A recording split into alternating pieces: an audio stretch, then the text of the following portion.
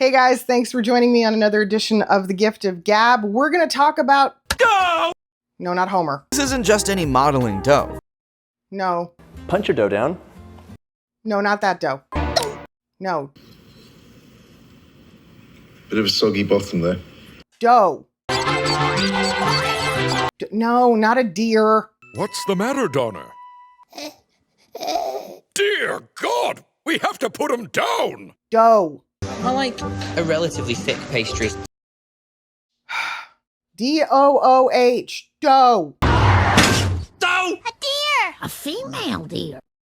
Oh, forgot. Just stick around.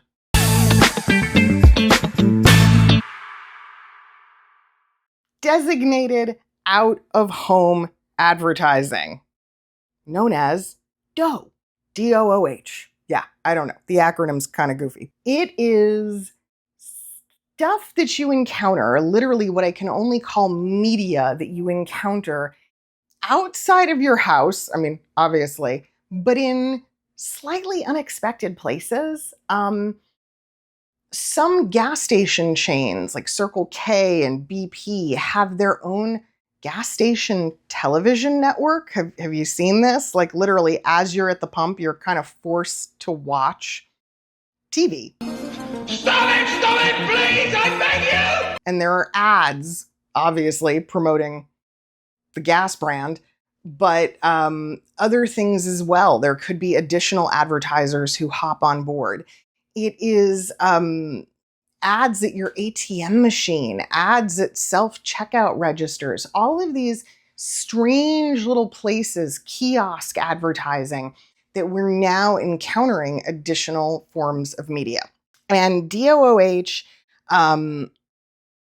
also goes hand in hand with something called OTT, O-T-T, which stands for over-the-top advertising. Now, as a performer, right, we hear over the top and we think, jazz hands.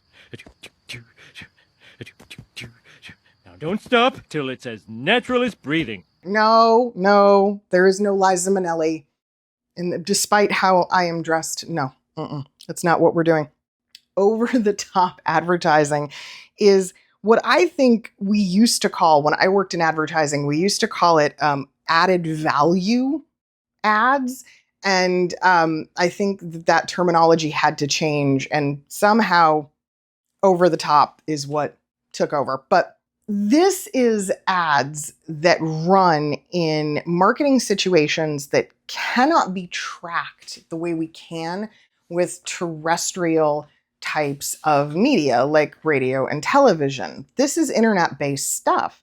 And it does, however, affect our television, well, our TV watching and our radio listening, ironically, because it's all based on streaming services, right?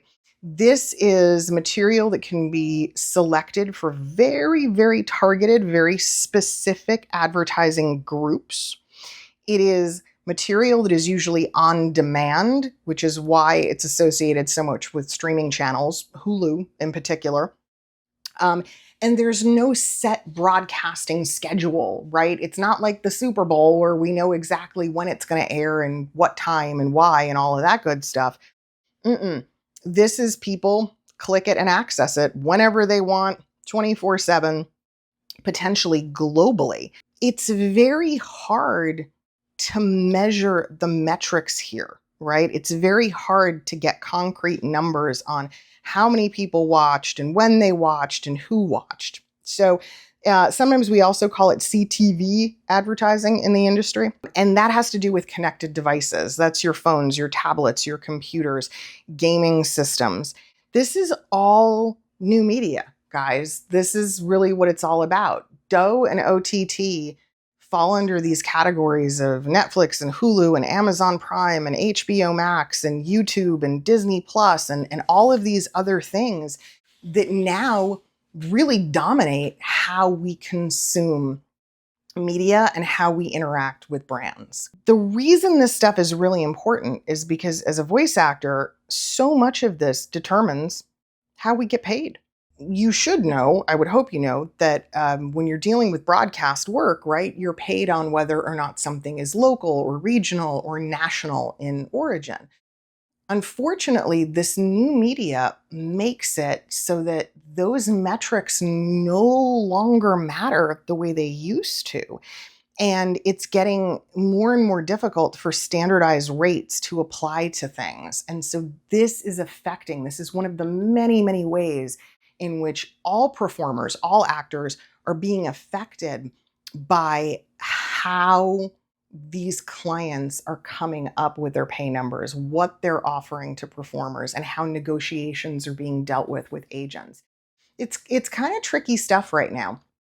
It's going to be a long battle. It's going to be a long time, I think, before actors really see the rates of pay that they should be getting paid for this type of work, unfortunately. And so as a result, things are a little messy right now and a little out there. But I'm telling you this because it's important to understand that when you see an audition or when you see a potential job opportunity for something that is labeled as OTT, for instance, or DOOH, pay really close attention to the dollar amount being offered and ask a lot of questions, right? Because there is a big difference for an OTT spot that's going to run on, a very small niche product to a very, very distinct, specific region in a particular area that Hulu covers versus an ad that is going to run globally for a major product across all of Hulu's channels and lines.